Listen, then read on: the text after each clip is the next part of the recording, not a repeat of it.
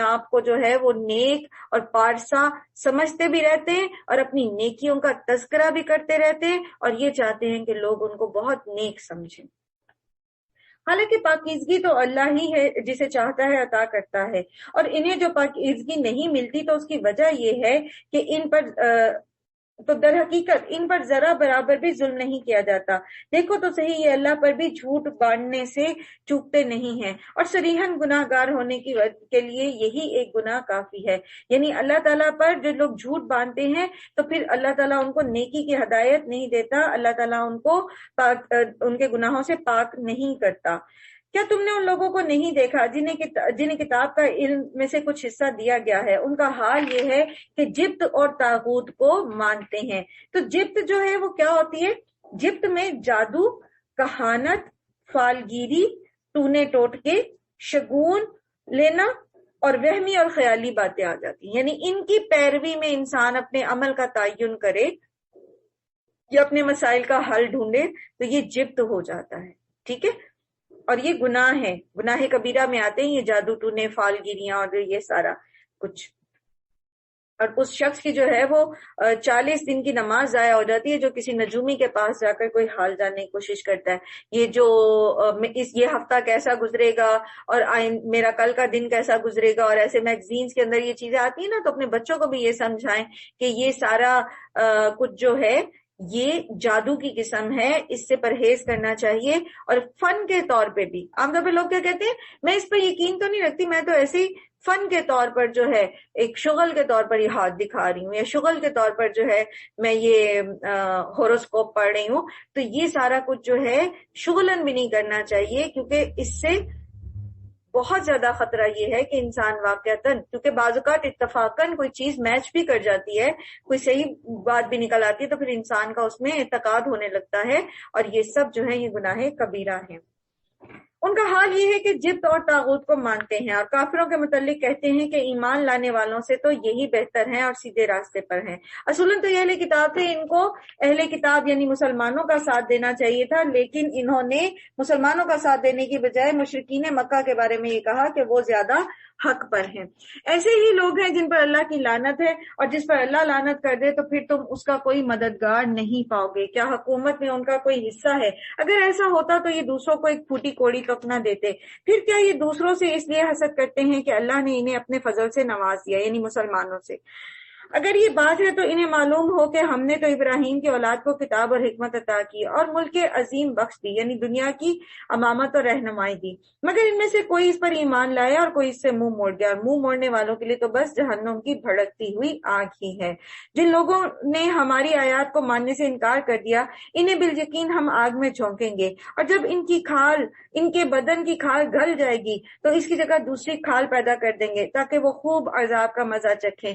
ہم سب یہ جانتے ہیں کہ درد کا احساس جو ہے وہ سکن میں جو ریسپٹرز ہیں اس کے ساتھ ہوتا ہے.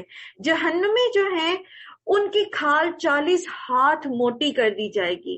عام طور پہ دنیا میں کیا ہوتا ہے کہ جب تھرڈ ڈگری برن ہوتا ہے تو کھال جل جانے کے بعد پھر درد کا، جلن کا احساس نہیں ہوتا، لیکن جہنمیوں کی آگ 40 کھال جو ہے وہ 40 ہاتھ موٹی کر دی جائے گی. تو آپ دیکھیے کہ پھر وہ کتنی دیر تک جلتی رہے گی، اور وہ جلن اور وہ درد کا احساس جو ہے وہ ہوتا رہے گا. پھر یہ کہ جہنمیوں کے جسم پھول کر اتنے بڑے ہو جائیں گے، اس کا سرفیس ایریا اتنا زیادہ بڑھا دیا جائے گا کہ اللہ کے رسول صلی اللہ علیہ وسلم فرماتے ہیں کہ کان کی لو سے گردن تک کا فاصلہ 70 میل کے برابر ہو جائے گا. تو اس کا مطلب کیا ہے کہ جتنا بڑا سرفیس ایریا ہوگا کھال کا، اتنا ہی زیادہ عذاب کا جو درد اور جو جلن کا احساس ہے، جو اس کی شدت ہے، وہ ان کو محسوس ہوگی. اور پھر اللہ تعالیٰ یہ فرما رہے ہیں کلما نضجت جلودہم بدلناہم جلودا غیرہا لیذوقوا العذاب. ایک دفعہ وہ 40 ہاتھ موٹی کھال جل جائے گی تو پھر نئے سرے سے کھال چڑھا دی جائے گی. کہیں پر وہ درد کا احساس ختم نہیں ہوگا, کہیں موت نہیں آئے گی. جہنمی موت مانگیں گے, اللہ تعالیٰ کہیں گے کہ آج ایک موت کو نہ پکارو, آج تو سینکڑوں موتوں کو پکارو, لیکن پھر بھی موت نہیں آئے گی. اللہ تعالیٰ ہم سب کو, ہماری اولادوں, ہمارے ازواج, ہمارے ماں باپ, ہمارے بہن بھائیوں, ہمارے پیاروں, کل مومنین مومنات کو اللہ سبحانہ و تعالیٰ جہنم کی اس آگ سے اپنی پناہ میں رکھے. ان اللہ کان عزیزا حکیما. والذین آمنوا وعملوا الصالحات, اور وہ لوگ جو ایمان لائیں گے اور نیک اعمال کریں گے ان کو ہم ایسے باغوں میں داخل کریں گے جن کے نیچے نہریں بہتی ہوں گی, جہاں وہ ہمیشہ ہمیشہ رہیں گے, اور ان کو پاکیزہ بیویاں ملیں گی, اور انہیں ہم گھنی چھاؤں میں رکھیں گے. جہاں کہیں اللہ سبحانہ و تعالیٰ نے جنت کی عورتوں کا ذکر کیا ہے وہاں ان کی پاکیزگی کا ذکر کیا ہے. یاد رکھیں جنت میں وہی عورتیں جائیں گی جو دنیا میں بھی اپنی نگاہوں کی پاکیزگی کا, اپنے جسم کی پاکیزگی کا, اپنی روح کی پاکیزگی کا خیال رکھنے والی ہوں گی. حتیٰ کہ جنت کی عورتوں کے دوپٹے کا بھی ذکر آتا ہے. آپ صلی اللہ علیہ وآلہ وسلم نے فرمایا جنتی عورت کا ایک دوپٹہ اگر دنیا میں آ جائے, اس کی جو چمک ہے اس سے ساری دنیا روشن ہو جائے. مفہوم ہے یہ حدیث کا. تو اوڑھنی, جو دنیا میں دوپٹوں سے بیزار ہیں عورتیں, تو جنت میں کیسے جائیں گی, اور پھر کیسے وہ اوڑھنیاں اوڑھیں گی. مسلمانوں, اللہ تمہیں حکم دیتا ہے امانتیں اہل امانت کے سپرد کر دو. اور آپ کو پتا ہے کہ امانت کا جو مفہوم ہے وہ بہت وسیع ہے. اس میں ذمہ داریاں بھی آ جاتی ہیں, منصب بھی آ جاتے ہیں, اور جیسے مذہبی پیشوائی کی ذمہ داری ہو گئی, قومی سرداری کی ذمہ داری ہو گئی, یہ سارا کچھ جو ہے یہ ایک امانت ہے. ان کو ان کے اہل کے سپرد کرو. ووٹ ڈالتے ہوئے ضرور دیکھا کریں کس کو ووٹ دے رہے ہیں. اور جب لوگوں کے درمیان فیصلہ کرو تو عدل کے ساتھ کرو. نبی صلی اللہ علیہ وسلم نے فرمایا انصاف کرنے والے رحمان عز و جل کے دائیں جانب اللہ کے نزدیک نور کے ممبروں پر ہوں گے, اور اللہ کے دونوں ہاتھ دائیں ہیں. اور وہی لوگ ہوں گے جو اپنی رعیت کے بیچ میں عدل و انصاف کرنے والے ہوں گے. اور یاد رکھیں اللہ کے رسول صلی اللہ علیہ وسلم فرماتے ہیں کلکم راع, تم میں سے ہر ایک نگران ہے. تو جو تو حاکم ہے وہ اس کی رعایا ساری قوم ہے, اور جو قاضی ہے اس نے جب فیصلہ کرنا ہے تو وہ لوگوں کے بیچ میں کرے گا, اور جو مرد ہے اس کی رعایا, اس کی رعیت اس کے گھر والے ہیں, اور جو عورت ہے تو اس کی رعیت میں اس کے بچے آ جاتے ہیں, چھوٹے بہن بھائی بھی آ جاتے ہیں جن کی دیکھ بھال کی ذمہ داری اس کو دی گئی ہے. ٹھیک ہے, تو ان کے بیچ میں عدل و انصاف کر کے ہم نور کے ممبروں پر بیٹھ سکتے ہیں. کبھی بھی ایسا مت کیجئے کہ آپ کے پیارا اگر کوئی غلطی کرتا ہے تو آپ اس کو سیف سائڈ دے دیں اور دوسرے کا ساتھ زیادتی کر جائیں. ماں غلطی پر ہے اور بھابھی صحیح ہے تو بھابھی کا ساتھ دیجئے, بہو صحیح ہے اور بیٹا غلطی پر ہے تو بہو کا ساتھ دیجئے.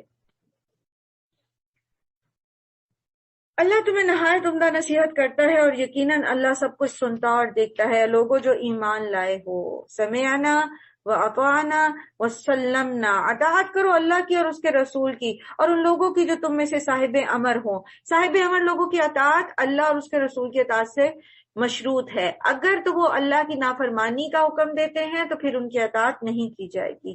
اگر تمہارے درمیان کبھی کسی معاملے میں جھگڑا ہو جائے تو اسے اللہ اور اس کے رسول کی طرف پھیر دو, یعنی اپنے جھگڑوں کا فیصلہ جو ہے وہ قرآن اور سیرت اور حدیث کی روشنی میں کرو. اگر واقعی تم اللہ اور روز آخرت پر ایمان رکھتے ہو, یہی ایک صحیح طریقہ کار ہے اور انجام کے اعتبار سے یہی بہتر ہے. اے نبی صلی اللہ علیہ وآلہ وسلم, تم نے دیکھا نہیں ان لوگوں کو جو دعویٰ تو کرتے ہیں کہ ہم ایمان لائیں اس کتاب پر جو تمہاری طرف نازل کیا گیا ہے, اور ان کتابوں پر بھی جو آپ سے پہلے نازل کی گئی تھی, مگر چاہتے یہ ہیں کہ اپنے معاملے کا فیصلہ کرانے کے لیے طاغوت کی طرف رجوع کریں. یہاں اشارہ تو ہے منافقین کی طرف, لیکن ہمیں بھی یہ بات سمجھنی چاہیے کہ اختلاف کے وقت نبی صلی اللہ علیہ وآلہ وسلم کی سنت اور خلفائے راشدین کے طریقے کو جو ہے وہ اپنانا چاہیے, کیونکہ آپ صلی اللہ علیہ وآلہ وسلم نے فرمایا کہ اختلاف کے وقت میری سنت اور خلفائے راشدین کے طریقے کو اپنے داڑھوں کے ساتھ پکڑ لو, یعنی پکے طریقے سے اس رستے کو فالو کرنے والے بنو, پھر ہی جو ہے وہ ہم کامیابی پہ چلیں گے. ٹھیک ہے, حالانکہ انہیں طاغوت سے کفر کرنے کا حکم دیا گیا تھا۔ شیطان انہیں بھٹکا کر راہ راست سے بہت دور لے جانا چاہتا ہے، اور جب ان سے یہ کہا جاتا ہے کہ آؤ اس چیز کی طرف جو اللہ نے نازل کی ہے اور آؤ رسول کی طرف تو ان منافقوں کو آپ دیکھتے ہیں کہ یہ آپ کی طرف آنے سے کتراتے ہیں۔ پھر اس وقت کیا ہوتا جب ان کے اپنے ہاتھوں کی لائی ہوئی مصیبت ان پر آ پڑتی ہے؟ اس وقت تو یہ تمہارے پاس قسمیں کھاتے ہوئے آتے ہیں اور کہتے ہیں کہ خدا کی قسم ہم تو صرف بھلائی ہی چاہتے تھے، اور ہماری نیت تو یہ تھی کہ فریقین میں کسی طرح موافقت ہو جائے۔ اللہ جانتا ہے کہ جو کچھ ان کے دلوں میں ہے۔ یعنی جب یہ کسی قرآن و سنت کے علاوہ کوئی فتویٰ لیتے ہیں اور پھر کوئی نقصان اٹھاتے ہیں تو پھر واپس پلٹتے ہیں اور پھر مسلمانوں سے فائدہ لینا چاہتے ہیں اور اپنی جو وفاداریاں ہیں وہ مسلمانوں سے ثابت کرنے کی کوشش میں قسمیں کھاتے ہیں۔ لیکن اللہ تعالیٰ فرماتے ہیں کہ اللہ تعالیٰ جانتے ہیں جو کچھ ان کے دلوں میں ہے۔ ان سے اعراض بڑھتے انہیں سمجھائیں اور انہیں ایسے نصیحت کریں جو دلوں میں اتر جائے۔ مطلب کیا ہے کہ لڑائی جھگڑا کرنے کی بجائے، لڑائی جھگڑے کو بڑھانے کی بجائے جب منافقت کھل بھی جائے تب بھی ان سے بحث نہ کریں بلکہ اعراض برتیں اور ایسی نصیحت کریں ایسی حکمت کے ساتھ جو ان کے دلوں میں اترے اور یہ اپنی اصلاح کر سکیں۔ اصل میں جو مومن ہوتا ہے نا اس کے پاس جھگڑے کرنے کا ٹائم نہیں ہوتا، اس کے پاس خواہ مخواہ کے لڑائی جھگڑے بڑھانے کا ٹائم نہیں ہوتا۔ اس نے اپنی زندگی جو ہے نا اس بڑے مقصد کے ساتھ گزارنی ہوتی ہے۔ وہ خواہ مخواہ میں ایسے پنگے لے لے کے اپنے آپ کو مصروف نہیں رکھتا کہ اب اس کا فون آ رہا ہے، اب اس کا فون آ رہا ہے، اب اس کو ایکسپلینیشن دینی ہے، اب اس سے بات کرنی ہے، اب اس کے خلاف پروپیگنڈا کرنا ہے، اب اس وہاں پر بلاگنگ کرنی ہے، اب یہ کرنا ہے وہ کرنا ہے۔ اس کو پتا ہے کہ میں نے اللہ کی فرما برداری کرنی ہے، میں نے اللہ کے دین کا کام کرنا ہے، میں نے آگے جو ہے وہ بڑھنا ہے، موو آن کرنا ہے، تو وہ پھر جھگڑوں کو طول نہیں دیتا۔ اپنی بات بتا دی، صحیح بات بتا دی، حق بات بتا دی، ظاہر کر دی، بس ٹھیک ہے میرا معاملہ اتنا ہی تھا، آگے اللہ جانے اور یہ بندہ جانے۔ اگر انہوں نے یہ طریقہ اختیار کیا ہوتا کہ جب یہ اپنے نفس پر ظلم کر بیٹھے تھے تو آپ کے پاس آ جاتے اور اللہ سے معافی مانگتے اور رسول صلی اللہ علیہ وآلہ وسلم بھی ان کے لیے معافی کی درخواست کرتے تو یقیناً اللہ کو بخشنے والا اور رحم کرنے والا پاتے۔ نہیں اے محمد صلی اللہ علیہ وآلہ وسلم، آپ کے رب کی قسم یہ کبھی مومن نہیں ہو سکتے جب تک کہ اپنے باہمی اختلافات میں آپ صلی اللہ علیہ وآلہ وسلم کو فیصلہ کرنے والا نہ مان لیں۔ تو اب آپ دیکھ لیجئے کہ جب تک ہم اپنے اختلافات اور اپنی معاملات میں اللہ کے رسول صلی اللہ علیہ وآلہ وسلم کی سنت اور آپ کے طریقے کو فالو کرنے والے نہیں ہوتے نا، تب تک ہم مومن نہیں ہو سکتے۔ اس پر اپنے دلوں میں یہ کوئی بھی تنگی محسوس نہ کریں بلکہ سر بسر تسلیم کر لیں۔ خوشی خوشی اللہ اور اس کے رسول کی اطاعت کرنے والے جو ہوتے ہیں اصل میں وہی مومن ہوتے ہیں۔ یہاں اصل میں ایک خاص واقعے کی طرف اشارہ ہے، لیکن فی الحال ہم اس سے اپنے لیے جو ہے وہ پوائنٹ جو ہے وہ ایکسٹریکٹ کرتے ہیں۔ اگر ہم نے انہیں حکم دیا ہوتا کہ اپنے آپ کو ہلاک کر دو یا اپنے گھروں سے نکلو یعنی قتال کرو تو ان میں سے کم ہی آدمی اس پر عمل کرتے، حالانکہ جو نصیحت انہیں کی جاتی ہے اگر یہ اس پر عمل کرتے تو یہ ان کے لیے ہی زیادہ بہتر اور زیادہ ثابت قدمی کا موجب ہوتا۔ یعنی اگر یہ اس کو مانتے تو پھر کیا ہوتا، یہ مزید علم حاصل کرتے، مزید ان کا نیکیوں میں اور آگے بڑھتے، اور پھر جب یہ نیکیاں کرتے تو پھر اللہ تعالیٰ ان کو اگلی نیکیوں کے لیے اور ثابت قدم کر دیتا، اور جب یہ ایسا کرتے تو ہم انہیں اپنی طرف سے بہت بڑا اجر دیتے اور انہیں سیدھا راستہ بھی دکھاتے۔ تو اب آپ یہ دیکھیے کہ اللہ کے رسول صلی اللہ علیہ وآلہ وسلم کی اطاعت کرنے میں، آپ کے طریقے پر چوں چاں کیے بغیر عمل کرنے میں کتنے فائدے۔ علم میں جو ہے وہ اضافہ ہوتا ہے، عمل میں بہتری آتی ہے، نیکی پہ ثابت قدمی ملتی ہے، دنیا اور آخرت میں اجر ملتا ہے، اور پھر دنیا میں اللہ سبحانہ و تعالی سیدھے رستے پر بھی رکھتے ہیں۔ اور جو اللہ اور اس کے رسول کی اطاعت کرے گا اور وہ ان لوگوں کے ساتھ ہوگا جن پر اللہ نے انعام فرمایا ہے، یعنی انبیاء، صدیقین، شہداء اور صالحین۔ کیسے اچھے ہیں یہ رفیق جو کسی کو میسر آئیں۔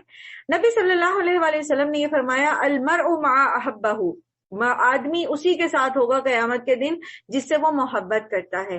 تو جیسے ہم دعا کرتے نا اہدنا الصراط المستقیم صراط الذین انعمت علیہم، تو انعمت علیہم میں ہم نے اس کا ریفرنس پڑھا تھا کہ یہ کون ہے، یہ وہ لوگ ہیں انعم اللہ علیہم من النبیین والصدیقین والشہداء والصالحین، ٹھیک ہے، نبیوں اور سچے لوگ اور اللہ کے راہ میں شہید ہونے والے لوگ اور نیکوکار لوگوں کے ساتھ.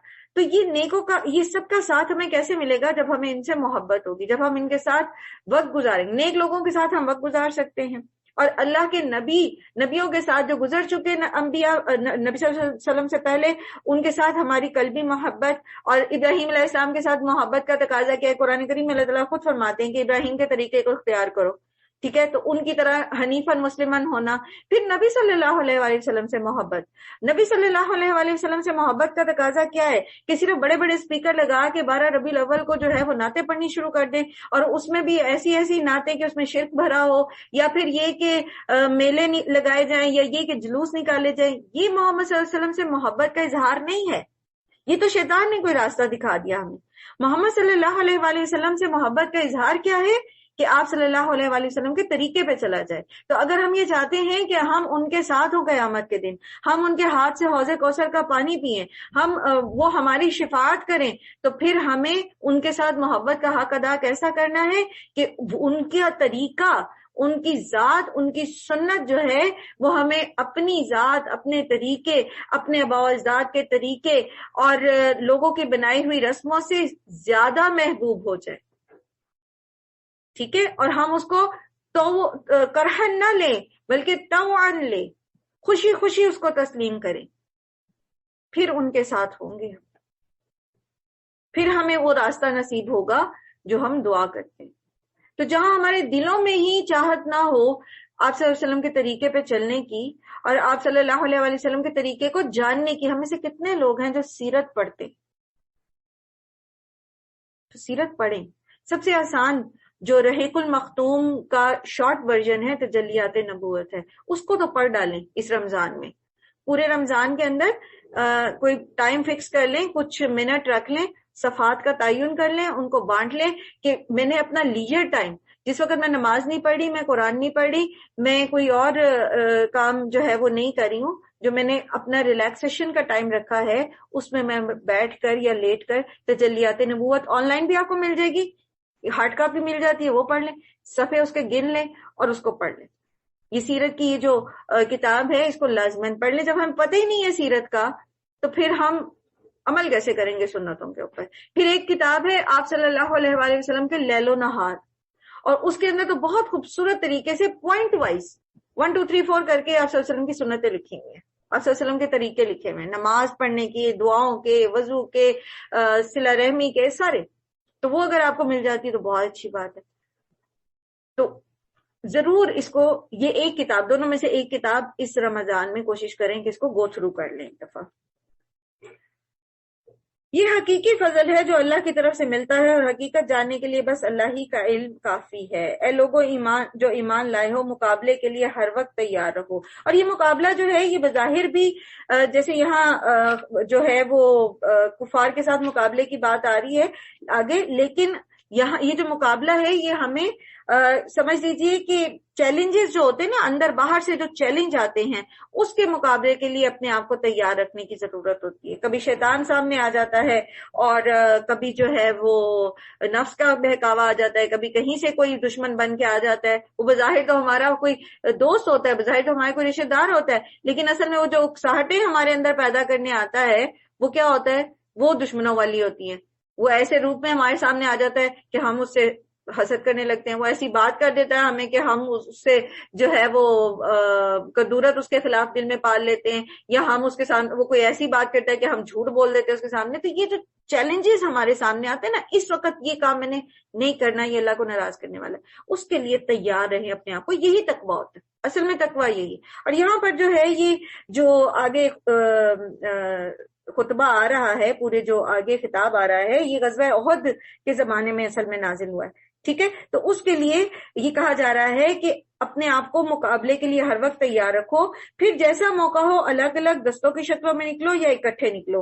ہاں، تم میں کوئی آدمی ایسا بھی ہے جو لڑائی سے جی چراتا ہے، اگر تم پر کوئی مصیبت آئے تو کہتا ہے، یہ منافقین کا ذکر ہے، تو کہتا ہے کہ اللہ نے مجھ پر بڑا فضل کیا کہ میں ان لوگوں کے ساتھ نہیں گیا. اور اگر اللہ کی طرف سے تم پر فضل ہوتا تو کہتا ہے اس طرح سے کہ گویا تمہارے اور اس کے درمیان محبت کا تو کوئی تعلق تھا ہی نہیں. یعنی جتاتا ہے آگے سے آگے کہ دیکھ لو میں بھی تو تمہارے ساتھ ہی تھا, تمہاری جماعت سے ہی حصہ تھا, فلانی وجہ سے میں پیچھے رہ گیا, تو اب جو تمہیں فائدہ ملا ہے, تو مال غنیمت ملا ہے, میرا حصہ بھی تو اس میں ہونا چاہیے نا.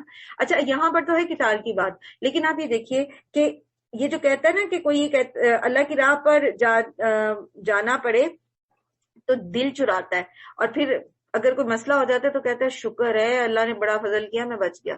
یعنی نیکی, اس کی مینٹالٹی چیک کریں, نیکی کے کام سے رک کے سمجھتا ہے کہ اللہ نے اس پہ فضل کیا, نیکی کی راہ پہ چلنا نہیں چاہ رہا, نیکی کے راستے پہ نہیں جانا چاہ رہا, اور سمجھتا ہے کہ اللہ نے اس کے اوپر کوئی فضل کیا ہے. یہ سوچ کس کی ہو سکتی ہے؟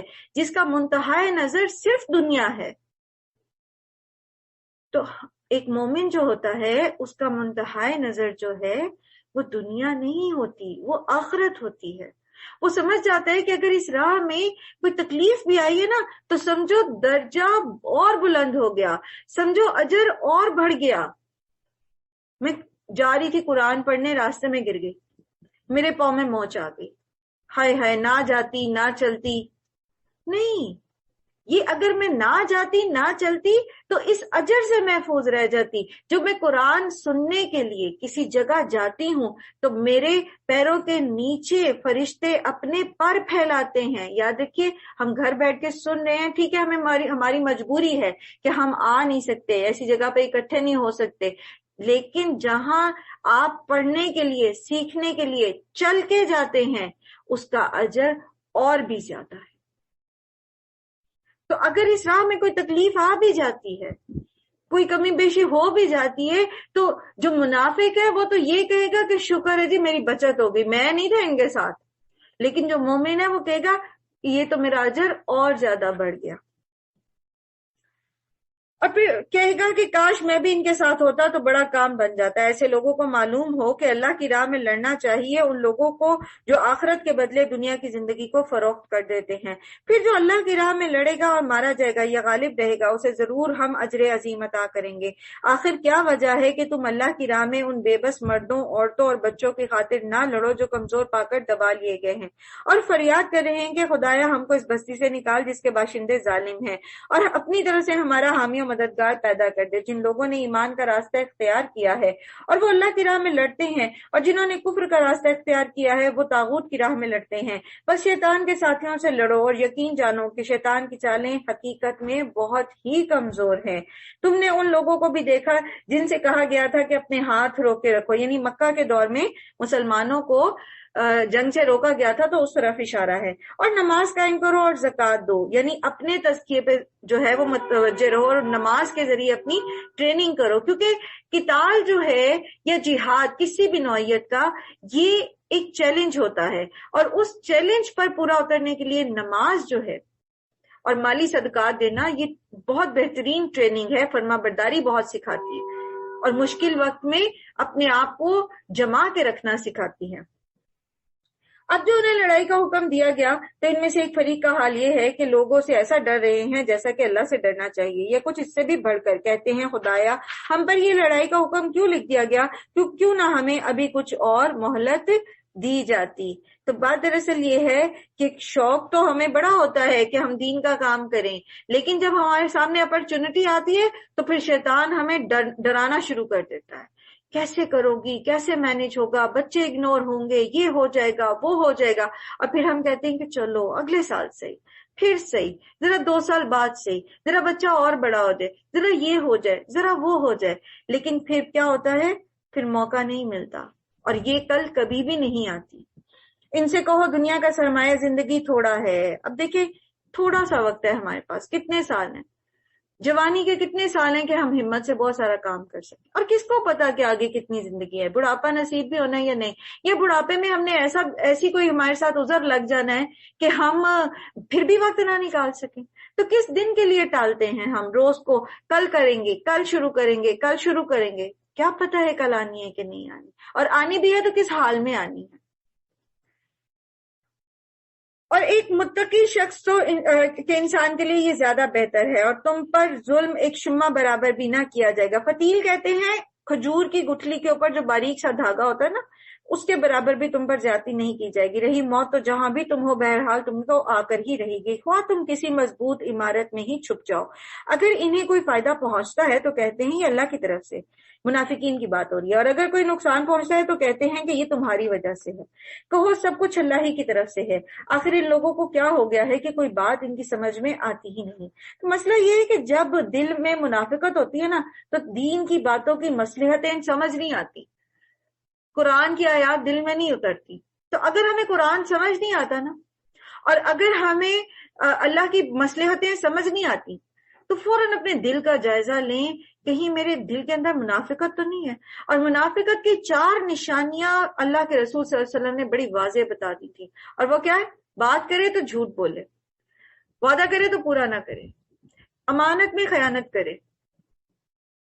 اپنی ڈیوٹیز کو پورا نہ کرے، اور جھگڑا کرے تو گالم گلوچ پہ اتر ہے. دیکھیں ہمارے اندر کہیں ایسی برائیاں تو نہیں؟ اگر کوئی ایسے فتنے، کوئی ایسی برائیاں ہمارے اندر موجود ہیں.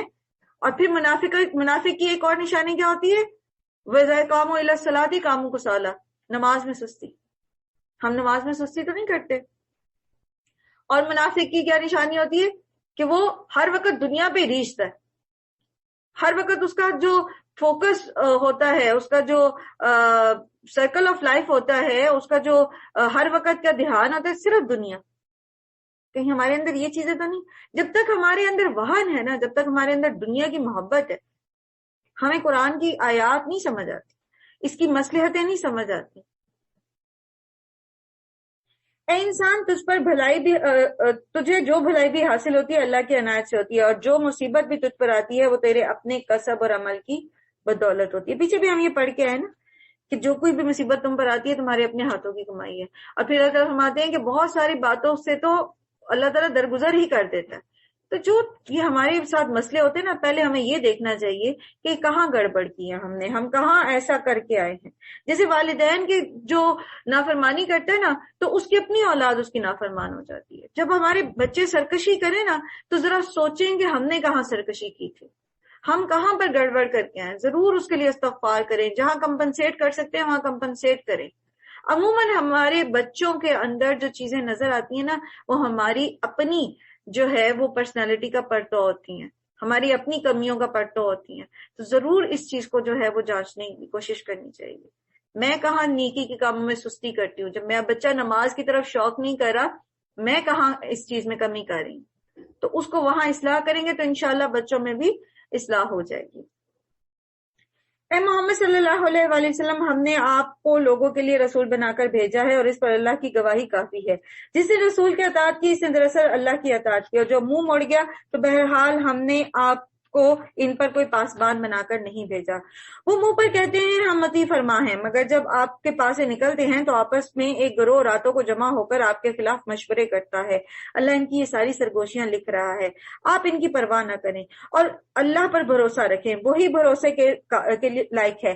اگر کیا یہ لوگ قرآن پر غور و فکر نہیں کرتے؟ اگر یہ اللہ کے سوا کسی اور کی طرف سے ہوتا تو اس میں بہت کچھ اختلاف کے بیان پایا جاتا. تو بات سیدھی سادی سی ہے، قرآن پر جو غور و فکر کرتے ہیں اور پورے کھلے دل کے ساتھ کرتے ہیں، تو قرآن کے بڑے بڑے جو دشمن تھے، جو مسلمانوں کے دشمن تھے، وہ اسی قرآن کو پڑھ کے اسلام قبول کرتے ہیں. آپ کی آج کی تاریخ میں، آج کے آپ کی جو حالات و واقعات ہیں ارد گرد، آپ کو اس میں بھی بہت ساری مثالیں مل جائیں گی کہ لوگوں نے مسلمانوں کی نفرت میں قرآن پڑھنا شروع کیا اور وہ قرآن پر ایمان لے اور وہ اللہ پر ایمان لے اور مسلمان ہو گئے. لیکن جس کے دل میں تعصب ہوتا ہے، جس کے دل کے اندر گرہ بندی ہوتی ہے پہلے کہ میں نہ مانوں، تو پھر اس کو قرآن کی سمجھ بھی نہیں آتی. یہ لوگ جہاں کوئی اطمینان بخش یا خوفناک خبر سنتے ہیں تو اسے پھیلا دیتے ہیں، حالانکہ اگر یہ اسے رسول اور اپنی جماعت کے ذمہ دار اصحاب تک پہنچائیں تو وہ ایسے لوگوں کے علم میں آ جائے جن کے درمیان اس بات کی صلاحیت رکھتے ہیں تو یہ اس سے صحیح نتیجہ اخذ کریں. بات یاد رکھیے کہ سنی سنائی باتیں افواہیں پھیلانا اور خاص طور پر ایسے معاملات جو اجتماعی نوعیت کے ہوں، قومی نوعیت کے ہوں، بلا وجہ ایسی باتوں کو سپریڈ نہیں کرنا چاہیے۔ فلاں جگہ جو ہے وہ انڈیا کے ایجنٹ آ گئے ہیں، فلاں جگہ یہ ہو گیا ہے، فلانی جگہ جو ہے وہ اتنے لوگ پکڑے گئے، یہ چیزیں کیا کرتی ہیں؟ یہ لوگوں کے اندر جو ہے وہ بے چینی پیدا کرتے ہیں، اور لوگوں کے اندر جو ہے وہ ایک طرح سے سمجھ لیں کہ ان کو انسیکیور کر دیتے ہیں۔ تو جب انسان انسیکیورٹی کی فیلنگ میں ہوتا ہے نا، تو پھر وہ بہت سارے کام جو صحیح کر بھی سکتا ہے نا، وہ بھی نہیں کرتا، اور اس کی لائف اسٹیٹک ہو جاتی ہے، رک جاتی ہے۔ تو ایسے فتنے نہیں پھیلانے چاہیے۔ اگر کوئی پتہ چلی بھی ہے، مثال کے طور پر آپ کو کسی اوتھینٹک سورس سے پتہ چلی ہے وہ بات، تو اس کو پھر ایسی جگہ ہی پہنچائیں جہاں پر سے اس کا سلوشن نکل سکتا ہے، اور یہی معاملہ آپ خاندان کے لیول پر بھی کریں۔ ہم خواہ اس ایک سے سنی 10 تک نہ پہنچائیں۔ اگر واقعی بات درست بھی ہے اور آپ نے اپنی آنکھوں سے دیکھی ہے اور آپ کو اپنے کانوں سے سنی ہے، اور بعض اوقات آنکھوں دیکھی کانوں دیکھی بات بھی غلط ہوتی ہے، اور جب آپ اس کو اچھے طریقے سے جانچ لیں، پرکھ لیں کہ واقعی یہ بات درست ہے، تو پھر کیا کرنا ہے؟ پھر اس کو اس کی مجاز اتھارٹی تک لے کے جانا ہے تاکہ وہاں پر اصلاح ہو سکے، دوسرے لوگوں تک نہیں پھیلانا اس کو۔ تم لوگوں پر اللہ کی مہربانی اور رحمت نہ ہوتی تو تمہاری کمزوریاں ایسی تھیں کہ چند کے علاوہ تم سب شیطان کے پیچھے لگ گئے ہوتے۔ پس اے نبی صلی اللہ علیہ وآلہ وسلم، آپ اللہ کی راہ میں لڑیے، آپ اپنی ذات کے سوا کسی اور کے ذمہ دار نہیں ہیں، البتہ اہل ایمان کو لڑنے کے لیے اکسائیے۔ بعید نہیں کہ اللہ کافروں کا زور توڑ دے۔ اب یہ غزوہ احد کے اس میں ہو رہے ہیں نا، یہ آ رہی ہے باتیں۔ اللہ کا زور سب سے زیادہ زبردست اور اس کی سزا سب سے زیادہ سخت ہے۔ جو بھلائی کی سفارش کرے گا تو اس کا اس میں حصہ پائے گا، جو برائی کی سفارش کرے گا تو وہ اس پہ اس کا حصہ پائے گا، اور اللہ ہر چیز پر نظر رکھنے والا ہے۔ کسی کی بھی سفارش کرنے سے پہلے، کسی کی بھی جو ہے وہ بات کو آگے ریفر کرنے سے پہلے اچھی طرح سوچ لیجئے کہ آپ کس کی بات کو آگے جو ہے وہ پھیلا رہے ہیں، آگے پہنچا رہے ہیں، کس کی سفارش کر رہے ہیں، اس کی انٹینشنز کیا ہیں، کیونکہ کہیں ہم بھی اس کی برائی میں اس کے حصے دار نہ بن جائیں۔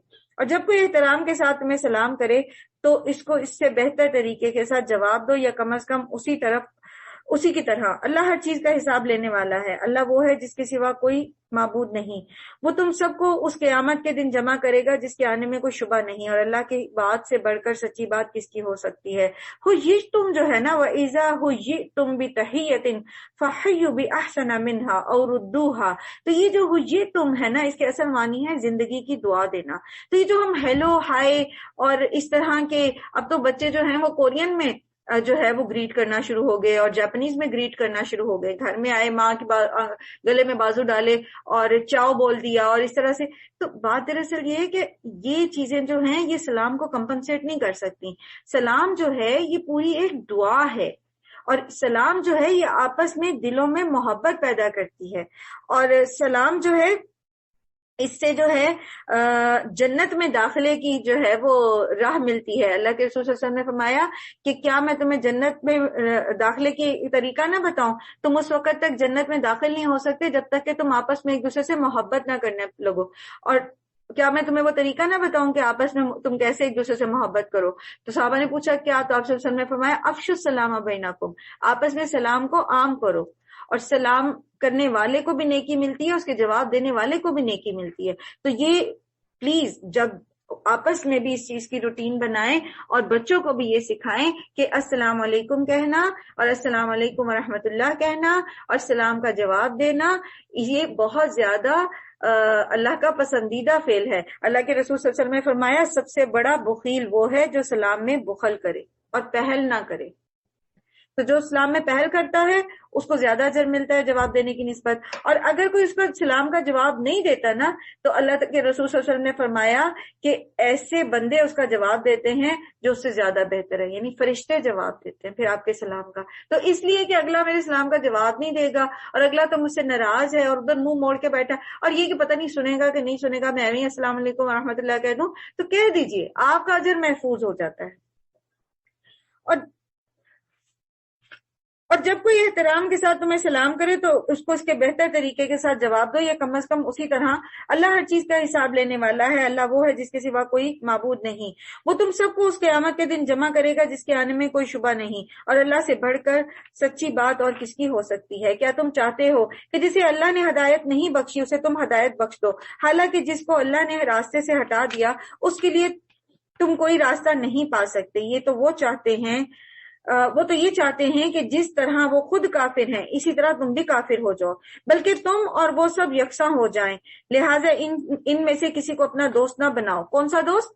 دلی دوست، جب تک کہ وہ اللہ کی راہ میں ہجرت کر کے نہ آ جائیں، اور اگر وہ ہجرت سے باز رہیں تو جہاں انہیں پاؤ پکڑو اور قتل کرو۔ یاد رکھیے یہ ان لوگوں کے بارے میں ہے، یہ دارالکفر کے وہ لوگ جو منافق ہیں، ٹھیک ہے، اور یا پھر وہ مسلمان جن کے لیے دارالسلام نے، یعنی جو مسلم ممالک ہیں، انہوں نے اپنے دروازے کھول رکھے ہیں کہ وہ آئیں، یہاں رہیں، ہجرت کریں، اور ان کے لیے اپرچونٹیز ہیں۔ تو ایسے بھی مسلمان پھر اگر دارالکفر کو چھوڑ کر ہجرت نہ کریں تو ان کے بارے میں یہ ہے، ٹھیک ہے۔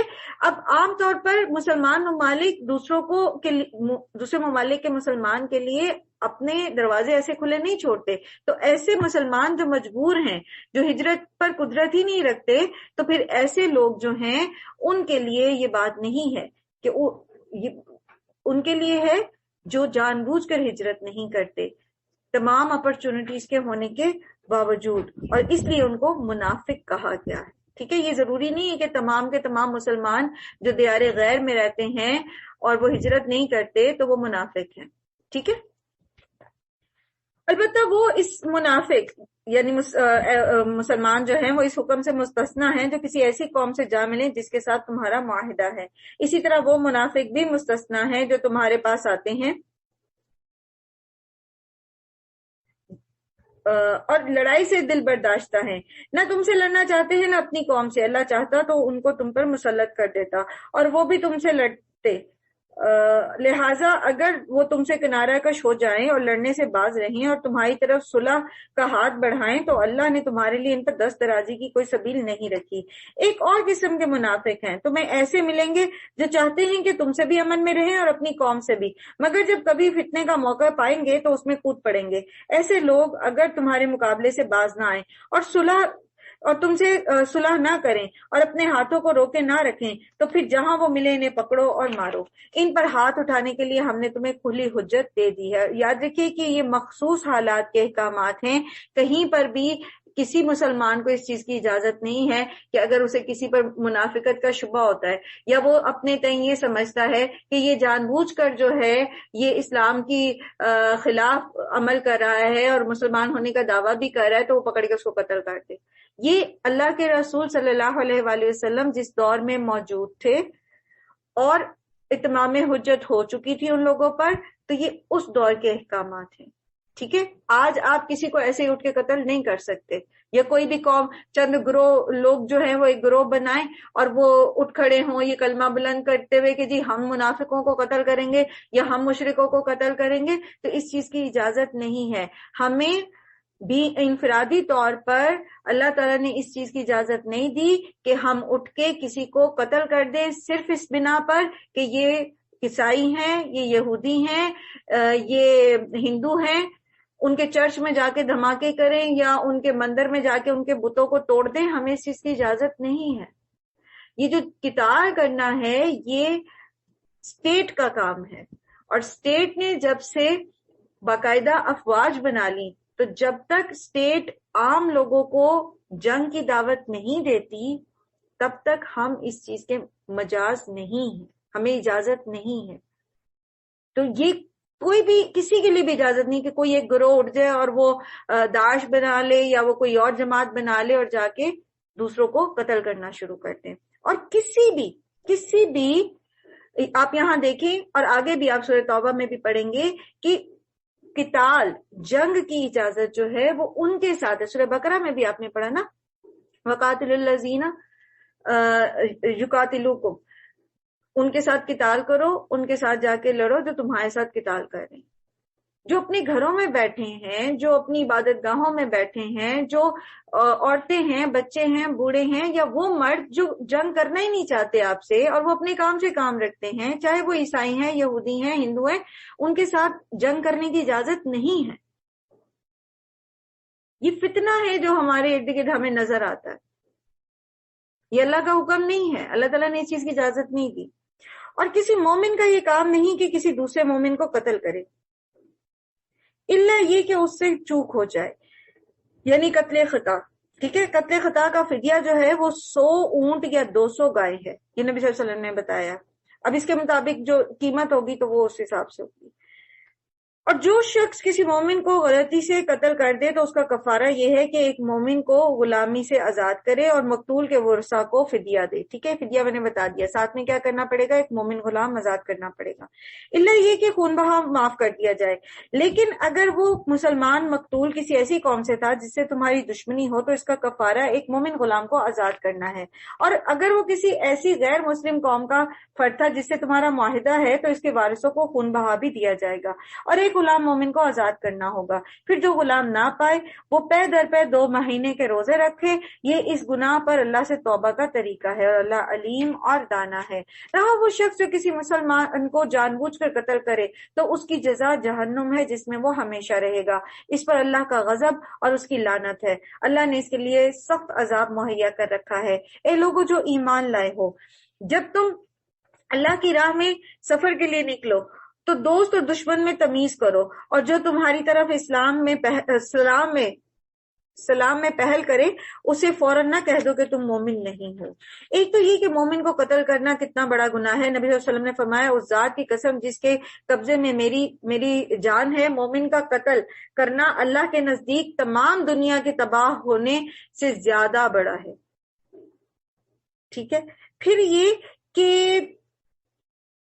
یہ کسی طور جائز نہیں کہ کسی کی مسجد میں جا کر معصوم نمازی، چاہے وہ کسی بھی فرقے سے تعلق رکھتے، ان کو قتل کر دیا جائے، چاہے وہ کسی بھی طبقے سے تعلق رکھتے۔ کتنا بڑا گناہ ہے کسی مسلمان کو قتل کرنا، جو لا الہ الا اللہ محمد رسول اللہ کہتا ہے اس کو قتل کرنا اتنا بڑا گناہ ہے کہ اللہ کے نزدیک وہ پوری دنیا کے تباہ ہو جانے سے زیادہ۔ اور پھر یہ کہ قتل کرنے یہ ہوا یہ کہ مسلمانوں کی ایک جماعت جو ہے وہ سفر پہ نکلی تو راستے میں ایک چرواہا ملا، تو انہوں نے اس کو کافر سمجھ کے قتل کر دیا۔ ٹھیک ہے، تو اللہ تعالیٰ نے اس چیز کے لیے کہا کہ قتل کرنے میں اگر کوئی تمہیں سلام کہہ دیتا ہے تو گمان یہ رکھو کہ وہ مسلمان، اس کو قتل نہ کرو، صرف دنیا کی وہ چیزیں حاصل کرنے کے لیے، اس کا مال متاع مال غنیمت کے طور پہ لوٹنے کے لیے قتل نہ کرو۔ اور اسلام جو ہے اس میں جو قتال ہے، جو جنگ ہے، وہ صرف اس لیے ہے کہ فتنہ ختم کیا جائے اور کلمت اللہ بلند کیا جائے۔ زمینوں پہ قبضہ کرنے، ریسورسز پہ قبضہ کرنے اور محض لوگوں کی قتل و غارت کرنے کے لیے جو ہے وہ قتال نہیں کیا جاتا اسلام میں۔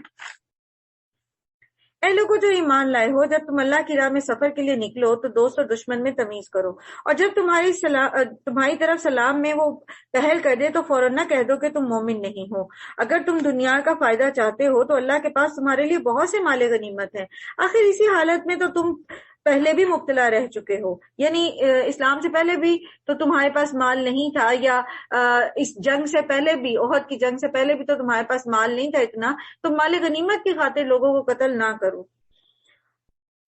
پھر اللہ نے تم پر احسان کیا، لہٰذا تحقیق سے کام لو، جو کچھ تم کرتے ہو اللہ اس سے باخبر ہے۔ مسلمانوں میں سے وہ لوگ جو کسی معذوری کے بغیر گھر بیٹھے رہتے ہیں، اور وہ جو اللہ کی راہ میں جان و مال سے جہاد کرتے ہیں، دونوں کی حیثیت برابر نہیں ہے۔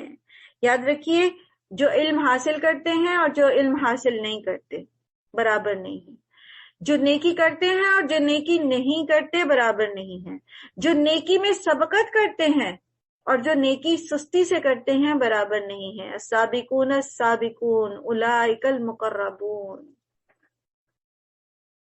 ان کے درجے برابر نہیں ہیں۔ جو آگے سے آگے نیکی میں بڑھنا چاہتے ہیں، جو جان مال وقت انرجیز کی قربانیاں دینا چاہتے ہیں، اور جو گھر میں بیٹھ کے کمفرٹ زون میں نیکی کرتے ہیں، برابر نہیں ہے، اجر میں برابر نہیں ہے۔ اللہ نے بیٹھنے والوں کی بنسبت جان و مال سے جہاد کرنے والوں کا درجہ بڑا رکھا، اگرچہ ہر ایک کے لیے اللہ نے بھلائی ہی کا وعدہ فرمایا ہے، مگر اس کے ہاں مجاہدوں کی خدمات کا معاوضہ بیٹھنے والوں سے بہت زیادہ ہے۔ ان کے لیے اللہ کی طرف سے بڑے درجے ہیں اور مغفرت اور رحمت ہے، اور اللہ بڑا معاف کرنے والا اور رحم فرمانے والا ہے۔ جو لوگ اپنے نفس پر ظلم کر رہے تھے ان کی روحیں جب فرشتوں نے قبض کی تو ان سے پوچھا، یہاں مراد کون ہے؟ ظلم سے مراد اللہ کی رضا کی خاطر کام نہ کرنے والے اور ہجرت نہ کرنے والے۔ تو ان سے پوچھا گیا کہ تم کس حال میں مبتلا تھے؟ انہوں نے جواب دیا کہ ہم زمین میں کمزور اور مجبور تھے۔ فرشتوں نے کہا، کیا اللہ کی زمین وسیع نہ تھی کہ تم اس میں ہجرت کرتے؟ یہ وہ لوگ ہیں جن کا ٹھکانہ جہنم ہے، اور وہ بڑا ہی برا ٹھکانہ ہے۔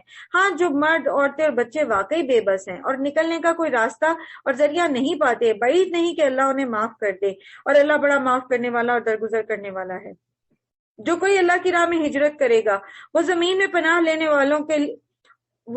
پناہ لینے کے لیے بہت جگہ اور بسر اوقات کے لیے بڑی گنجائش پائے گا، اور جو اپنے گھر سے اللہ اور رسول کی طرف ہجرت کے لیے نکلے پھر راستے ہی میں موت آ جائے تو اس کا اجر اللہ کے ذمہ واجب ہو گیا۔ اللہ بہت بخشش کرنے والا اور رحم کرنے والا ہے۔ 3 کام ایسے ہیں جو پچھلے گناہوں کو معاف کرا دیتے ہیں: 1 ہجرت، پھر اسلام قبول کرنا، اور حج مبرور۔ ان تینوں میں سے جو بھی جس کو نصیب ہوتا ہے تو اس کی زندگی کے پچھلے تمام گناہ جو ہیں وہ معاف ہو جاتے ہیں۔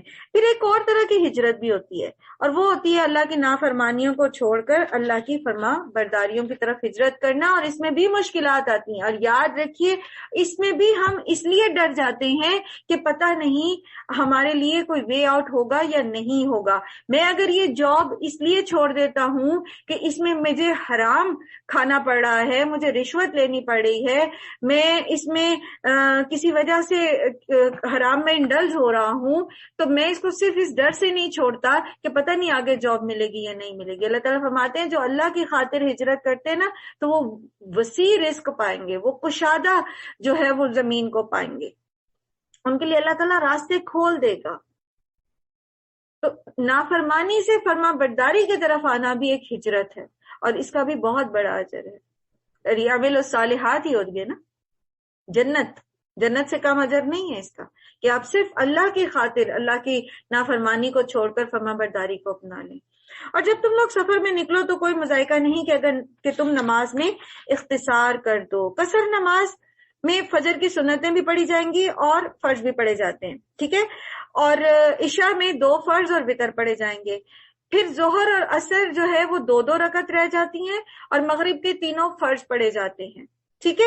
اور اس میں آپ پھر جمع تقدیم اور جمع تاخیر بھی کر سکتے ہیں، ظہر کے وقت میں عصر بھی پڑھ سکتے ہیں، اور عصر کے وقت میں ظہر پڑھ کے اس کو سفر میں اپنی سہولت کے مطابق اس کو جمع کر سکتے ہیں۔ اسی طرح مغرب کے وقت میں عشاء بھی پڑھ سکتے ہیں، مغرب کے ساتھ جمع تقدیم ہو جائے گی، اور عشاء کے وقت میں مغرب کو ملا کے پڑھ سکتے ہیں، جمع تاخیر ہو جائے گی۔ تو سہولت کے مطابق سفر کے اندر آپ اس طرح سے نماز جو ہے وہ ادا کریں، نماز قضا نہ کریں، اس طریقے سے اس کو ادا کرنا سیکھیں۔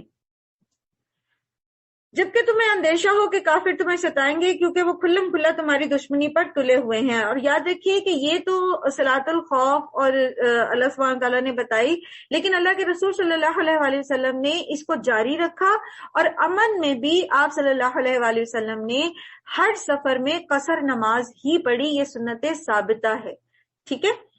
اے نبی صلی اللہ علیہ وآلہ وسلم، جب تم مسلمانوں کے درمیان ہو اور حالت جنگ میں انہیں نماز پڑھانے کھڑے ہو تو چاہیے کہ ان میں سے ایک گروہ آپ کے ساتھ کھڑا ہو اور اسلحہ لیے رہے، یہ صلاۃ الخوف کا حکم ہے، ٹھیک ہے۔ پھر جب وہ سجدہ کر لے تو پیچھے چلا جائے، اور دوسرا گروہ جس نے ابھی نماز نہیں پڑھی ہے آ کر آپ کے ساتھ پڑھے، وہ بھی چوکنا رہے اور اپنا اسلحہ لیا رہے، کیونکہ کفار اس طاق میں ہیں کہ تم اپنے ہتھیاروں اور اپنے سامان کی طرف سے ذرا غافل ہو جاؤ تو وہ تم پر یکبارگی ٹوٹ پڑے۔ البتہ اگر تم بارش کی وجہ سے تکلیف محسوس کرو یا بیمار ہو تو اسلحہ رکھ دینے میں مذائقہ نہیں، مگر پھر بھی چکنے رہو، یقین رکھو اللہ نے کافروں کے لیے رسوا کن عذاب مہیا کر رکھا ہے۔ پھر جب تم نماز سے فارغ ہو جاؤ تو کھڑے اور بیٹھے اور لیٹے ہر حال میں اللہ کو یاد کرتے رہو۔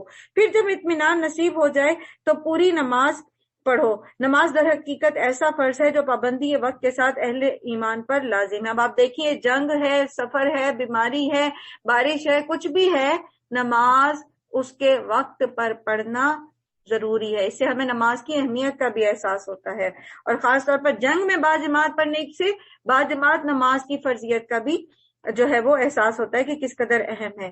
اس گروہ کے تعاقب میں کمزوری نہ دکھاؤ. اگر تم تکلیف اٹھا رہے ہو تو تمہاری طرح وہ بھی تکلیف اٹھا رہے ہیں، اور تم اللہ سے اس چیز کی امید رکھتے ہو یعنی جنت کی جس کے وہ امیدوار نہیں ہے. اللہ سب کچھ جانتا ہے اور وہ حکیم اور دانا ہے.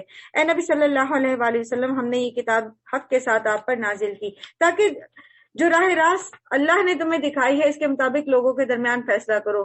آپ بد دیانت لوگوں کی طرف سے جھگڑا کرنے والے نہ بنے.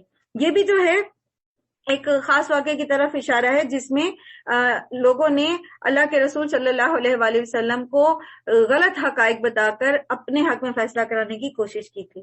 اور اللہ سے درگزر کی درخواست کرو، وہ بڑا درگزر فرمانے والا اور رحیم ہے. اور دیکھیے صاف کہا جا رہا ہے کہ بددیانت لوگوں کی طرف سے جھگڑا کرنے والے نہ بنو. تو جیسے ابھی پہلے میں نے کہا نا کہ اپنے پیاروں کے دفاع میں دوسروں کا حق نہ مارے، ٹھیک ہے، تو اس چیز کا بہت زیادہ خیال رکھیں. اللہ تعالیٰ اور اللہ سے درگزر کی درخواست کرو، وہ بڑا درگزر فرمانے والا اور رحم کرنے والا ہے. اور اگر ہم سے کوئی ایسی غلطی ہو ہی چکی ہو تو پھر ہم استغفار کا اہتمام کریں. جو لوگ اپنے نفس سے خیانت کرتے ہیں آپ ان کی حمایت نہ کریں. اللہ کو ایسا شخص پسند نہیں ہے جو خیانت کار اور سخت گنہگار ہو. یہ لوگ انسانوں سے اپنی حرکات چھپا سکتے ہیں مگر اللہ سے نہیں چھپا سکتے. وہ تو اس وقت بھی ان کے ساتھ ہوتا ہے جب یہ راتوں کو چھپ کر اس کی مرضی کے خلاف مشورے کرتے ہیں. ان کے سارے اعمال پر اللہ محیط ہے. ہاں، تم لوگوں نے ان مجرموں کی طرف سے دنیا کی زندگی میں تو جھگڑا کر لیا، مگر قیامت کے روز ان کی طرف سے کون جھگڑا کرے گا؟ آخر وہاں کون ان کا وکیل ہوگا؟ اگر کوئی شخص برا کام کر گزرے یا اپنے نفس پر ظلم کر جائے اور اس کے بعد اللہ سے درگزر کی درخواست کرے تو اللہ درگزر کرنے والا اور رحیم، تو وہ اللہ کو درگزر کرنے والا اور رحیم پائے گا. مگر جو برائی کر لے تو اس کی یہ کمائی اسی کے لیے وبال ہوگی. اللہ کو سب باتوں کی خبر ہے، وہ حکیم اور دانا ہے. پھر جس سے کوئی خطا یا گناہ کر کے اس کا الزام کسی دوسرے پر تھوپ دیا تو اس نے تو بڑے بہتان اور سری گناہ کا بار سمیٹ لیا.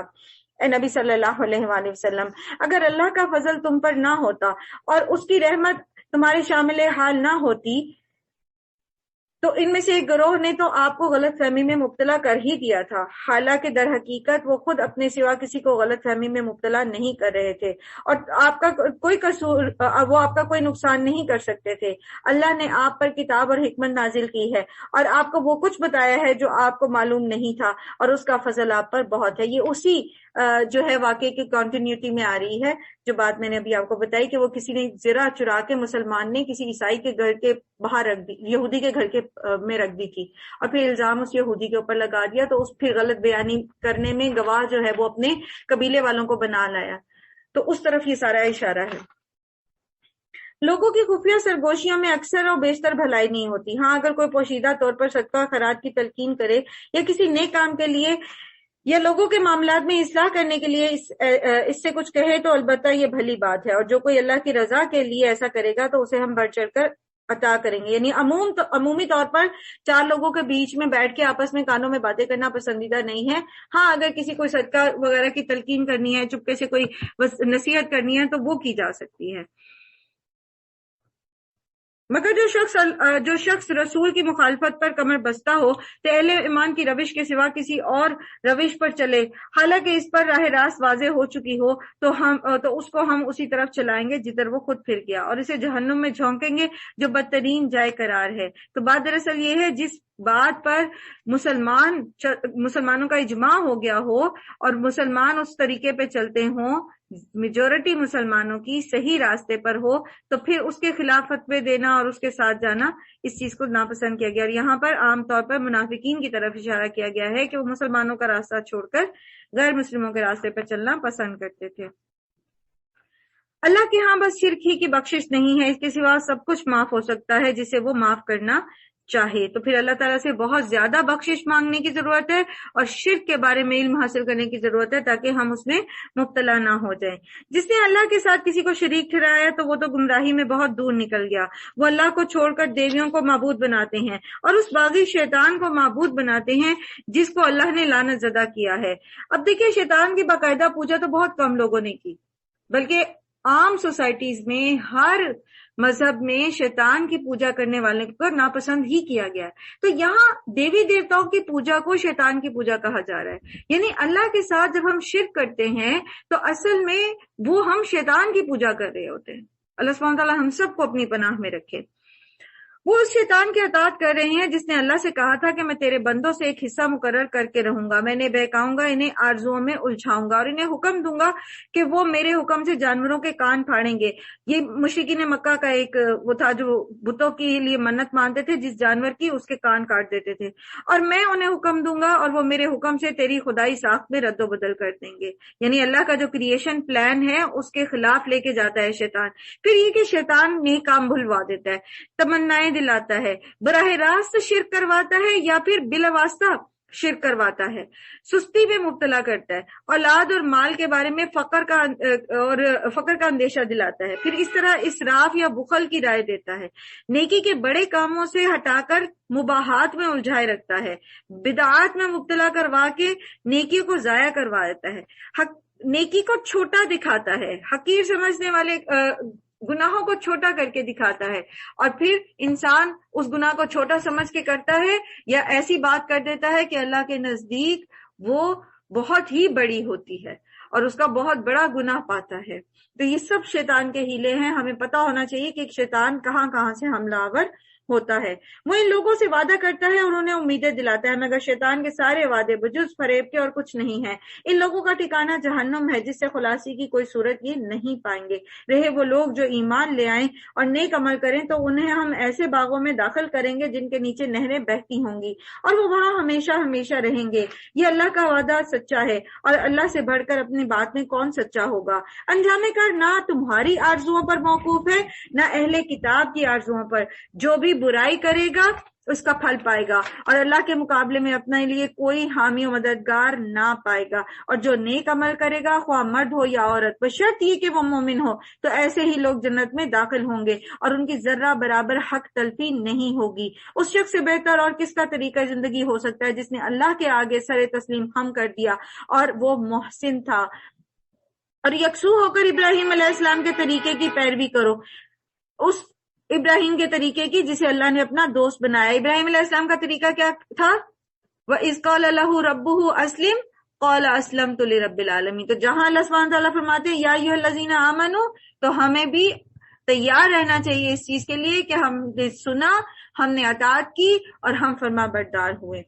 لوگ تم سے عورتوں کے معاملے میں فتویٰ پوچھتے ہیں، کہو اللہ تمہیں ان کے معاملے میں فتویٰ دیتا ہے اور ساتھ ہی وہ احکامات بھی یاد دلاتا ہے جو پہلے سے تم کو اس کتاب میں سنائے جا رہے ہیں، یعنی پہلے جو ابھی سورہ نساء میں ہم پڑھ کے آئے اور سورہ بقرہ میں جو کچھ پڑھا، یعنی وہ احکام جو ان یتیم لڑکیوں کے متعلق ہیں جن کے حق تم ادا نہیں کرتے، یہ سورہ نساء میں ابھی جو ہم نے آیت پڑھی تھی پیچھے کل، اور جن کے نکاح کرنے سے تم باز رہتے ہو، لالچ کی بنا پر تم خود ان سے نکاح کر لینا چاہتے ہو، اور وہ احکام جو ان بچوں کے متعلق ہیں جو بیچارے کوئی زور نہیں رکھتے۔ اللہ تمہیں اس ہدایت کرتا ہے کہ یتیموں کے ساتھ انصاف پر قائم رہو، اور جو بھلائی تم کرو گے اللہ کے علم سے وہ چھپی ہوئی نہیں ہے۔ اچھا، یتیموں کا جہاں معاملہ ہوتا ہے تو عام طور پر ہم کچھ پیسے ویسے دے کر سمجھتے ہیں ہماری ذمہ داری ادا ہو گئی۔ یاد رکھیے یتیم وہ بچہ ہوتا ہے جو بالغ نہیں ہوتا اور اس کا باپ فوت ہو جاتا ہے۔ ایسے بچے کو جہاں مال کی ضرورت ہے وہاں تربیت کی بھی ضرورت ہوتی ہے، وہاں اس کو محبت کی بھی ضرورت ہوتی ہے، وہاں اس کو مورل سپورٹ کی بھی ضرورت ہوتی ہے۔ تو یہ جو کہا جا رہا ہے نا کہ یتیموں کے ساتھ بھلائی کرو، تو یہ بھلائی کیا ہے؟ پھر اس میں ان کی تربیت کا خیال رکھنا، ان کے سر پر دست شفقت رکھنا، ان کو مورل سپورٹ دینا، ان کو سمجھانا، ان کا خیال رکھنا، یہ سارا کچھ اس کے اندر شامل ہے۔ جب کسی عورت کو اپنے شوہر سے بدسلوکی یا بے رخی کا خطرہ ہو تو کوئی مذائقہ نہیں کہ اگر میاں اور بیوی کچھ حقوق کی کمی بیشی پر آپس میں صلح کر لیں۔ صلح بہرحال بہتر ہے۔ یاد رکھیے اللہ کو صلح پسند ہے۔ اگر کچھ حقوق کو سیکریفائز کر کے ہم اس رشتے کو قائم کر سکیں تو الگ ہو جانے اور طلاق لے جانے سے یہ بہتر ہے کہ انسان گھر کو بسائے رکھے۔ مرد بھی اس میں کچھ کمپرومائز کر لیں، عورتیں بھی کچھ کمپرومائز کریں، اپنی توقعات اپنے شوہروں سے بہت زیادہ بلند نہ رکھیں، اور یاد رکھیں ریئلسٹک اپروچ رکھیں، ریئلسٹک توقعات رکھیں، اور انسان کمزوریوں کا جو ہے وہ اللہ تعالیٰ نے اس کو بنایا ہی کمزور ہے، کوئی بھی انسان پرفیکٹ نہیں ہوتا، تو شوہر بھی پرفیکٹ نہیں ہوتے بیچارے، ان کے اندر بھی کمزوریاں ہوتی ہیں، ہمارے اندر بھی تو بیسیوں کمزوریاں ہیں نا، تو ان کے اندر بھی کمزوریاں ہیں، تو ان کی اچھائیوں پر نظر رکھیں اور ان کی کمزوریوں سے کو جو ہے وہ ان سے درگزر کریں بیچاروں سے. اور بعض اوقات ہوتا یہ ہے کہ وہ کمزوری اصل میں کمزوری ہوتی نہیں ہے، وہ ہماری خواہش کے مطابق نہیں ہوتی، تو ہمیں وہ کمزوری لگ رہی ہوتی ہے. ٹھیک ہے، تو فوکس ہمیں ان کی اچھی باتوں پہ کرنا چاہیے اور ایز اٹ از اس کو ایکسپٹ کر لینے، اس ریلیشن کو ایکسپٹ کر لینے کی ضرورت ہے. صبر سے کام لینا چاہیے اور برداشت سے، اور بہت بلند توقعات نہیں رکھنی چاہیے. جو کچھ ہم اپنے شوہر میں خوبیاں دیکھنا چاہتے ہیں نا، جیسے ہم یہ چاہتے ہیں کہ ہمارا شوہر کیئرنگ ہو، وہ آرگنائزڈ ہو، تو ہمیں چاہیے کہ پھر ہم وہ خوبیاں اپنے اندر بہت اچھے سے پیدا کریں، اور پھر دیکھ دیکھ کے جب لوگ ساتھ رہتے ہیں تو وہ ایک دوسرے سے باتیں اچھی اڈاپٹ کر ہی لیتے ہیں. نفس دل کی تنگی کی طرف جلد مائل ہو جاتے ہیں. اگر تم لوگ احسان سے پیش آؤ اور تقوی سے کام لو تو یقین رکھو کہ اللہ تمہارے طرز عمل سے بے خبر نہیں ہے. بیویوں کے درمیان پورا عدل کرنا تمہارے بس میں نہیں ہے، تم چاہو بھی تو اس پر قدرت نہیں رکھ سکتے. لہٰذا قانون الہی کا منشا پورا کرنے کے لیے یہ کافی ہے کہ ایک بیوی کی طرف اس طرح نہ جھک جاؤ کہ دوسری کو ادھر لٹکنا چھوڑ دو. تو یہ جو 2 شادیاں اور 3 شادیاں اور 4 شادیوں کا ایشو ہمارے بیچ میں بنا رہتا ہے، تو مردوں کے اوپر، جو مرد اللہ کے احکامات کو سمجھنے والے ہیں، تو وہ بہت کم ایسا ہوتا ہے کہ وہ دوسری شادی کرے. وہ اپنی خواہش کے اوپر صبر کر لیتے ہیں، وہ اپنے آپ کو روک کے رکھتے ہیں، کیونکہ انہیں پتا ہوتا ہے کہ وہ بیلنس نہیں کر سکتے، عدل نہیں کر سکتے. اگر تم اپنا طرز عمل درست رکھو اور اللہ سے ڈرتے رہو، یعنی اگر تم واقعی عدل کر سکتے ہو تو اور تم ایسا کرو تو اللہ تعالیٰ چشم پوشی کرنے والا اور رحم فرمانے والا، یعنی پھر اس میں کوئی چھوٹی موٹی کوئی کمی بیشی رہ بھی جاتی ہے تو پھر اللہ تعالیٰ درگزر کرنے والا ہے. لیکن اگر زوجین ایک دوسرے سے الگ ہی ہو جائیں، یعنی ساتھ رہ ہی نہ پائیں، گزارا ہو ہی نہ سکے، تو اللہ اپنی وسیع قدرت سے ایک اور دوسرے کی محتاجی سے بے نیاز کر دے گا. یعنی جب طلاق ہو جاتی ہے، بعض خواتین بہت زیادہ ظلم اور زیادتی برداشت کرتی ہیں اور الگ نہیں ہونا چاہتی ہیں، اور کہتی ہیں کہ کہاں جائیں گے اور کیا بنے گا اور کس طرح سے کھائیں گے. اور تو اللہ تعالیٰ ظلم کا ساتھ دینے والے کو بھی پسند نہیں کرتا. اگر ایسی کوئی صورتحال ہے تو الگ ہو جانے میں بھی کوئی مذائقہ نہیں ہے، پھر اللہ تعالیٰ اپنے پاس سے جو ہے وہ وسعت دیتا ہے. اللہ کا دامن بہت کشادہ ہے اور وہ دانا و بینا ہے. آسمان اور زمین میں جو کچھ ہے سب اللہ ہی کا ہے. تم سے پہلے جن کو ہم نے کتاب دی تھی انہیں بھی یہی ہدایت کی تھی، اور اب تم کو بھی یہی ہدایت کرتے ہیں کہ اللہ سے ڈرتے ہوئے کام کرو. لیکن اگر تم نہیں مانتے ہو تو آسمان اور زمین کی ساری چیزوں کا مالک اللہ ہی ہے اور وہ بے نیاز ہے، ہر تعریف کا وہی مستحق ہے. ہاں، اللہ ہی مالک ہے ان سب چیزوں کا جو آسمانوں میں ہے اور جو زمین میں ہے، اور کارسازی کے لیے صرف وہی کافی ہے. اگر وہ چاہے تو تم لوگوں کو ہٹا کر تمہاری جگہ دوسروں کو لے آئے، اور وہ اس کی پوری قدرت رکھتا ہے. اور جو شخص محض ثواب دنیا کا طلبگار ہو اسے معلوم ہونا چاہیے کہ اللہ کے پاس ثواب دنیا بھی ہے اور ثواب آخرت بھی. اللہ سمیع بھی ہے اور بصیر بھی ہے.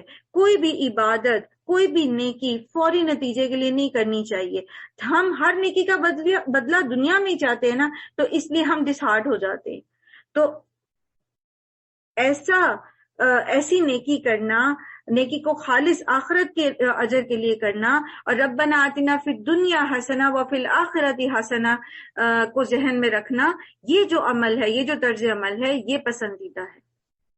ٹھیک ہے، یعنی فوکس آخرت اور دنیا کے لیے بھی اللہ سے طلب کرنی. لیکن صرف دنیا مانگتے رہنا، صرف دنیا کی خاطر نیکی کرنا اور دنیا کمانے کی خاطر جو ہے وہ اللہ کے دین کا کام کرنا، یہ سخت ناپسندیدہ ہے. اے لوگوں جو ایمان لائے ہو، انصاف کے علم بردار اور اللہ کے واسطے گواہ بنو. یا الذین آمنوا کونوا قوامین بالقسط شہداء للہ وَلَوْ عَلَىٰ أَنفُسِكُمْ، اگرچہ تمہاری انصاف اور تمہاری گواہی کی زد خود تمہاری اپنی ذات پر یا تمہارے والدین اور تمہارے رشتہ داروں پر ہی کیوں نہ پڑتی ہو، فریق معاملہ خواہ مالدار ہو یا غریب، اللہ تم سے زیادہ ان کا خیر خواہ ہے، لہٰذا اپنی خواہش نفس کی پیروی میں عدل سے باز نہ رہو، اور اگر تم نے لگی لپٹی بات کہی یا سچائی سے پہلو بچایا تو جان رکھو کہ جو کچھ تم کرتے ہو اللہ کو اس کی خبر ہے۔ تو مومن جو ہے وہ متقی بھی ہوتا ہے، محسن بھی ہوتا ہے، اور حساس دل رکھنے والا انسان ہوتا ہے۔ تو ہم مومن بننا چاہتے ہیں نا، تو یہ ساری صفات جو ہیں یہ ہمارے اندر ہونی چاہیے۔ اللہ تعالیٰ فرماتے ہیں یا ایھا الذین آمنوا آمنوا باللہ ورسولہ والکتاب الذی نزل علی رسولہ والکتاب الذی انزل من قبل، اے ایمان والو ایمان لے آؤ، شعوری ایمان لے آؤ۔ اللہ پر ایمان تمہارا شعوری ایمان ہونا چاہیے، یہ نہیں کہ ذرا مفلسی آئی، ذرا فاقہ کشی آئی، ذرا مشکل آئی تو خودکشی کرنے چل پڑے۔ شعوری ایمان اللہ تعالیٰ پر جو رکھتا ہے، جو اپنے رب کی رحمت کو جانتا ہے، وہ کبھی اس سے نا امید نہیں ہوتا، وہ کبھی اس سے مایوس نہیں ہوتا۔ تو اللہ کی پکڑ کے بارے میں بھی ہمارا شعوری ایمان ہونا چاہیے، پتہ ہونا چاہیے اس کی پکڑ کیسی ہے، اس کی رحمت کیسی ہے، اس کا اقتدار کیسا ہے، اس کا حلم کیسا ہے، وہ کس طرح کا السمیع ہے، وہ کس طرح کا البصیر ہے۔ ہم اس سے کچھ بھی چھپا نہیں سکتے، وہ علیم بذات الصدور ہے۔ تو شعوری ایمان اللہ پر لاؤ۔ صرف مسلمان گھر میں پیدا ہو جانے سے تمہیں وہ بینیفٹس نہیں ملیں گے جن کا وعدہ پورے قرآن میں تم سنتے آ رہے۔ اسی طرح قرآن کے اوپر شعوری ایمان لاؤ، سمجھو قرآن کے اندر کیا ہے۔ صرف نازہ پڑھ لینے یا صرف اس کا ترجمہ ہی پڑھ لینے سے فائدہ نہیں ہوگا، اس کو سمجھو۔ اور اللہ فرماتے ہیں کہ اے ایمان والو ایمان لاؤ اللہ پر، اس کے رسول پر، اس کتاب پر جو اللہ نے اپنے رسول پر نازل کی، اور اس کتاب پر جس سے پہلے نازل ہو چکی۔ جس نے اللہ اور اس کے فرشتوں اور اس کی کتابوں اور اس کے رسولوں اور روز آخرت سے انکار کیا، وہ گمراہی میں بھٹک کر بہت دور تک نکل گیا۔ رہے وہ لوگ جو ایمان لائے، پھر کفر کیا، پھر ایمان لائے، پھر کفر کیا، پھر کفر میں آگے ہی بڑھتے چلے گئے، یعنی دین کو ایک کھلواڑ ہی بنا لیا۔ کبھی ایتھیسٹ ہو گئے، کبھی پھر مسلمان بن گئے، پھر ایتھیسٹ ہو گئے، پھر مسلمان ہو گئے، پھر اللہ کا انکار کر دیا، پھر آخرت کا انکار کر دیا، کبھی نبی کا انکار، کبھی قرآن کا انکار، کبھی قرآن کے احکامات کا انکار۔ تو یہ جو کھلواڑ ہے نا، اللہ تعالیٰ فرماتے ہیں تو اللہ ہرگز ان لوگوں کو معاف نہ کرے گا اور نہ کبھی ان کو راہ راست دکھائے گا۔ اور جو منافق اہل ایمان کو چھوڑ کر کافروں کو اپنا رفیق بناتے ہیں، انہیں یہ خبر سنا دو کہ ان کے لیے دردناک سزا تیار ہے۔ کیا یہ لوگ عزت کی طلب میں ان کے پاس جاتے ہیں، حالانکہ عزت تو ساری کی ساری اللہ ہی کے لیے ہے۔ اور اللہ اس کتاب میں تم کو پہلے ہی حکم دے چکا کہ جہاں تم سنو کہ اللہ کی آیات کے خلاف کفر بکا جا رہا ہے، ان کا مذاق اڑایا جا رہا ہے، وہاں نہ بیٹھو جب تک کہ لوگ کسی دوسری بات میں نہ لگ جائیں۔ اب اگر تم ایسا کرتے ہو تو پھر تم بھی انہی جیسے ہو۔ تو دین کو برباد کر کے دنیاوی فائدے اٹھانا اور دین کا مذاق اڑانا اور ایسی حجتیں بنانا اور ایسی لطیفے بنانا اور ایسی پوسٹ شیئر کرنا اور لوگوں کے ساتھ مل کر ایسی لبرل طبقے کے ساتھ مل کر قرآن کے احکامات کے اوپر انگلیاں اٹھانا، اللہ تعالیٰ فرماتے ہیں پھر تم بھی ایک دن انہی کے جیسے ہو جاؤ گے۔ ان سے بچنا چاہیے، ایسی جگہوں پر نہیں بیٹھنا چاہیے جہاں ایسی باتیں ہو رہی ہیں۔ یقین جانو کہ اللہ منافقوں اور کافروں کو جہنم میں ایک جگہ جمع کرنے والا ہے۔ یہ منافق تمہارے معاملے میں انتظار کر رہے ہیں کہ اونٹ کس کروٹ بیٹھتا ہے۔ اگر اللہ کی طرف سے فتح تمہاری ہوئی تو کہیں گے ہم تمہارے ساتھ ہیں، اگر کافروں کا پلہ بھاری رہا تو ان سے کہیں گے کہ ہم تمہارے خلاف لڑنے کی قدرت رکھتے تھے اور پھر بھی ہم نے تمہیں مسلمانوں سے بچایا۔